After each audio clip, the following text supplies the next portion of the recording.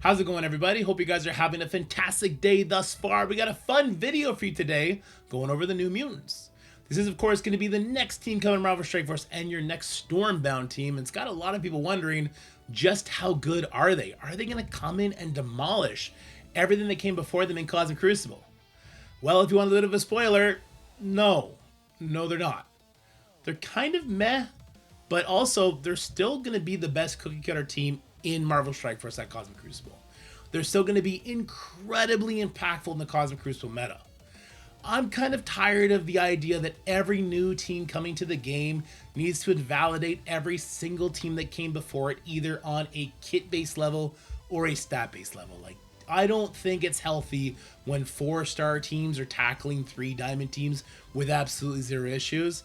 This team doesn't do that, but this team is still really good in its own right. So we're going to talk about that in this video. I will be pointing out some silly issues that I do think need to be kind of shored up here, which I kind of hesitate to do because I don't really like it when I talk about how bad a team is and they get these incredible overbearing buffs like the Illuminati team did. But honestly, these guys, they might need a little bit of help. Okay, so let's go ahead and let's talk about some of the power this team does have so we know what our starting point is. In Marvel Strike Force, speed is king. There are 3 speed vectors you can control. Speed up and slow, speed stat increase and decrease. Decrease only really coming from OG Emma's passive, and then speed bar increase and decrease. Well, our Robo friend over here, Warlock, he actually covers 2 of those vectors just by himself. So if an enemy tries to spawn in with speed up, he just yoinks it. He says, give me that, same with defense and offense up, and then he's going to spread it to himself and all of his allies. He's also going to make it so enemies cannot spawn with speed up, and he's going to make it so OG Emma is at that red stop sign. Nope, you cannot slow us down. Now on the opposite side, we have Wolfsbane, who's going to be covering that 3rd vector. Wolfsbane is going to make it so that speed bar cannot be filled or reduced by any enemy for themselves, allies, or enemies.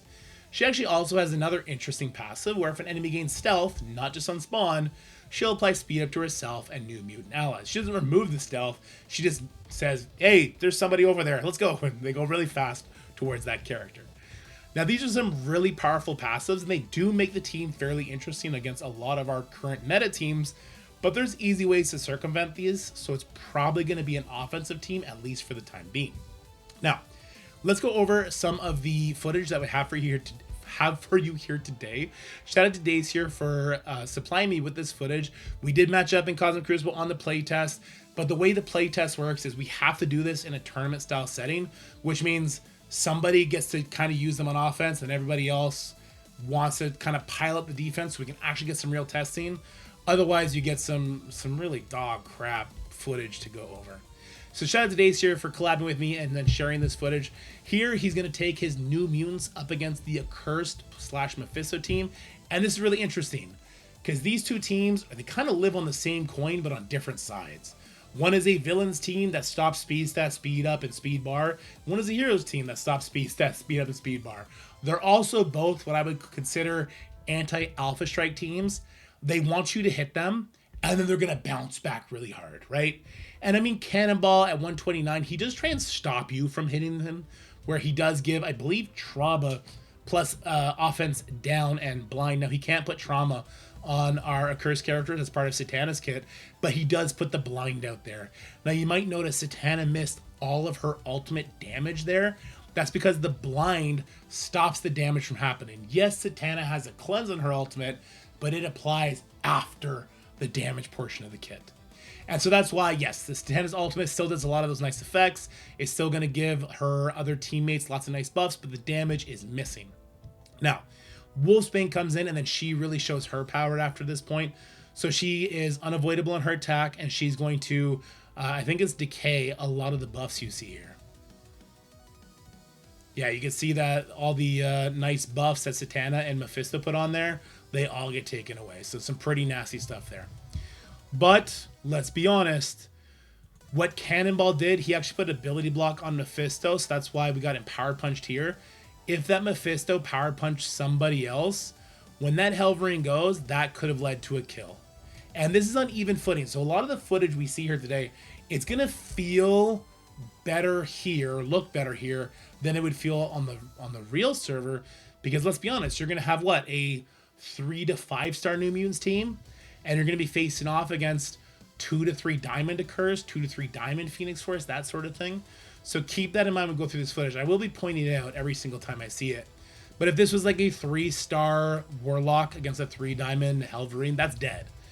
And that's okay. I honestly think that's the way it should be. I don't think a 3-star team should come in and invalidate a 3 Diamond team, especially when it's released within the same calendar year. That's always felt pretty yucky to me when that happens. But just mechanically wise, the New Mutants team dumpsters the Accursed team. So on even footing, you'll see this is going to end with them at like full life and with the Accursed team just falling over. For what it's worth, definitely Sunspot over Magic. Magic will be the first person subbed off this team. Sunspot does way more damage. He gives ability energy. He does ability block. He puts bleeds out there. He extends the bleeds from Wolfsbane. And most importantly, he stops any sort of enemy taunting. So he's definitely the unofficial, official 4th member. Sorry, I dropped my water bottle there. So actually then got Dace here to test out this Professor X team. Now this is where the weakness of the New Mutants team really is shown through the fog. So what's the weakness of this team? The weakness of this team is to control the Warlock. We've been talking a lot about the Warlock, right? His opening ability, the ultimate, I believe, is like a Shadow King ultimate, where it decays all those negative effects. So like Satana's ultimate, which is the big decay, which is the big sort of rebound where then their team tries to like slap you back. That's what Warlock wants to do. Now, Satana is immune to ability block, immune to trauma, immune to lots of stuff. Not immune to blind, which is what stops her. Warlock is immune to stun. He's immune to a lot of stuff as well, but he's not immune to ability block, and that's going to be his big weakness. If you can get an ability block on this team, then they can no longer sort of rebound back from your Alpha Strike attacks or from your controlling attacks, and that's going to be really bad news for this team. Now, this is an overloaded team, right? This has Professor X, it has Null, it has Odin, it has Emma X. Really, really, really strong characters. They all go right after Cannonball, but right before the enemy. And Professor X stops Cannonball from getting his taunt up, which is going to be pretty key in controlling this team. So this is a really hard matchup. They will lose that. Dacier then tries to come in here with Black Cat instead, and he does get further to his credit here, which shows how bad Magic is. If Black Cat is coming in here and just her stun alone is outvaluing everything that Magic does, yeah, she's not the best, guys. Unfortunately, coolest costume in the game, super sick character, probably never going to use her until we have to use her in the Feather Strike raid, I guess. So even though the blinds happen here, another weakness to this team is going to be unavoidable attacks. So Null's ult, even though it got cleansed, if he was blinded, ultimate is unavoidable. What I want to point out right there that just happened, which is super interesting, is Emma Frost's special. Emma Frost's special, you can see she has the trauma from Cannonball, but she is also unavoidable, and she does a blind. I actually want to take a second, and I want to go look at Emma Frost's kit right now, because if Emma Frost does a buff strip before her ability block, she will be a hard counter to this team. Let's see. Attack primary, flip all positive effects and negative effects, and apply ability block. She is a hard counter to this team. We'll talk about why that is when we get a little bit further on in the footage, but she is going to be an absolute hard counter to this team. All right, so away you go. And then she's going to lose this one as well, but he does get a lot further, again, to his credit. He's just not going to win this. And I wouldn't expect the New Mutants to come in and be able to beat a mega team like that. But a team like this, they absolutely should beat, and they do beat. So this is going to be New Mutants against the Phoenix Force team, but there is a Daemon here. And they will be absolutely able to come back from this deficit and get a quick win. But like the Accursed match, I want to put this into perspective, guys. 7 red star team versus 7 red star team. If this was like a 5 red star Warlock against a 3 diamond Yo-Yo and a 2 diamond or even 1 diamond Daemon, this Warlock is dead. And that's a double tap, and that's your team gone, right? So you do got to be careful who you're bringing this team into, which, I mean, at this point, I've now shown 3 teams that are very common defensive teams where I'm saying this isn't going to be a great punching matchup for you. And this is where, if the developers do want to buff this team, this is the part you buff them at. You buff them at the anti-alpha strike level before you get a turn. So what do I mean by that? I mean, I would give Cannonball a part in his passive that says like he and his team get 50% damage reduction until Cannonball takes his first turn, right?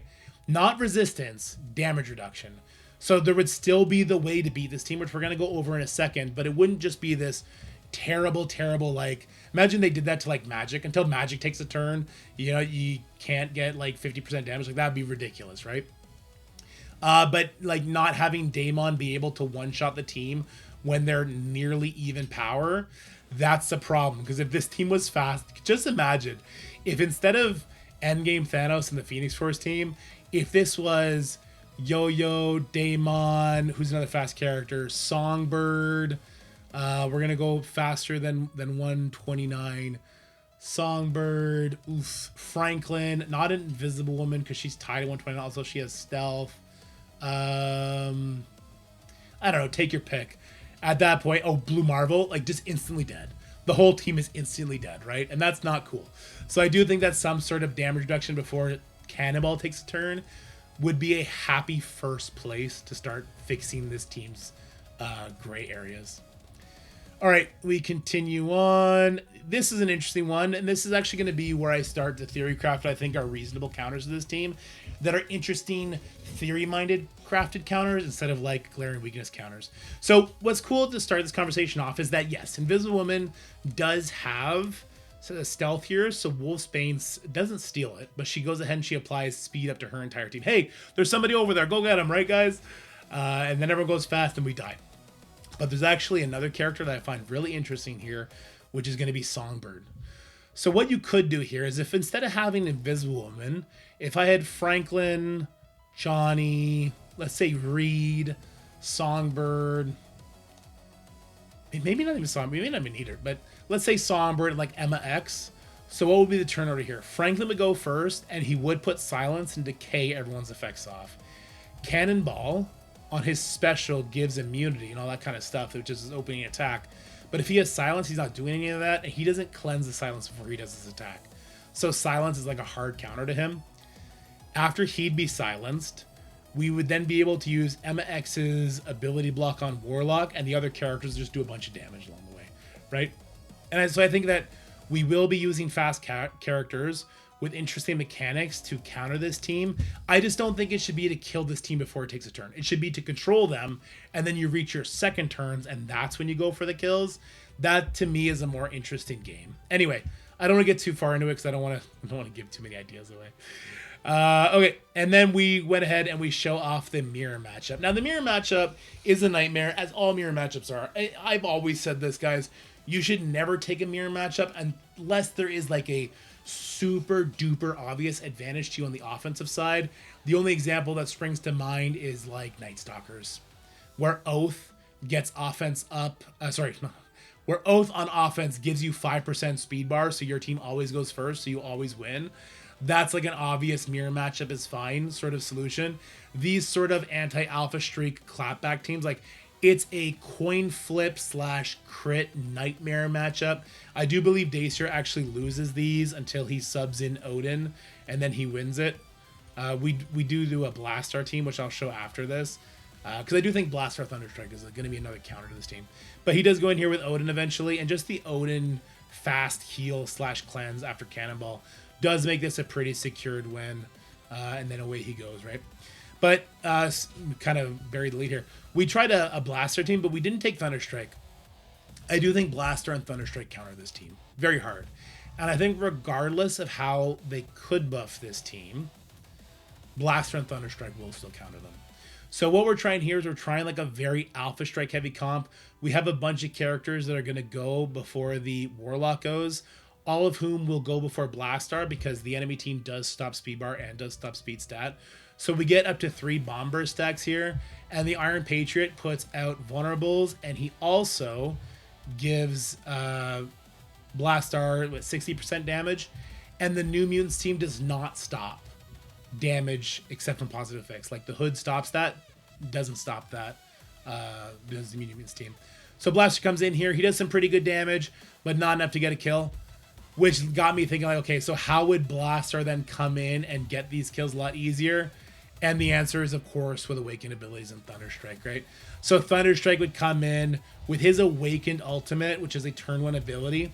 It would apply blind to random support, which isn't really the part that's interesting. The part that's interesting is on Crucible offense, if the primary target is a hero, apply ability block instead.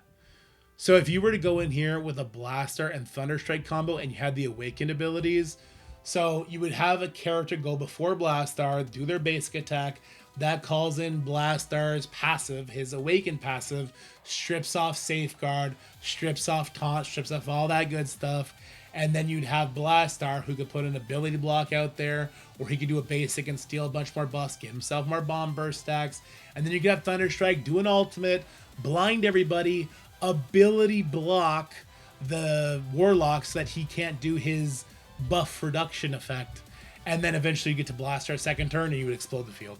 That, I think, was the intended counter here, but there was a little bit too much weakness left up for the New Mutant team for, I think, a lot of people's comfort. Now, if I were the developer, how would I shore up these weaknesses? We could talk about that. This team 100% wants to spawn with Safeguard on spawn. I know that's not nice. It's such an annoying feature that every single team that comes to the game needs to spawn with Safeguard on spawn, but they really, really do. And even if they did, spawning with Safeguard on spawn would not protect this team from that Fantastic Four option I was talking about, right? But if this team spawned with Safeguard on spawn and Cannonball Special had a cleanse component before it tried to do all this, that would secure the team a lot more. So if I'm the developer and I want this team to be infinitely more powerful and I want them to sell like hotcakes, that's what I'm doing. I'm giving Safeguard on spawn to the entire team. I'm giving a cleanse to the Cannonball Special, and I'm doing like a 50% damage reduction effect until Cannonball takes his first turn. Anyway, guys, that's it for this video. I hope you enjoyed it. Let me know what you think of the New Mutants teams and my proposed buffs that I think would probably be not the end of the world, because we would still have ways to control this team, which I think are a lot more interesting and a lot more fun. But anyway, stay happy, stay healthy, have yourselves a wonderful day. I'll talk to you guys later. Bye-bye.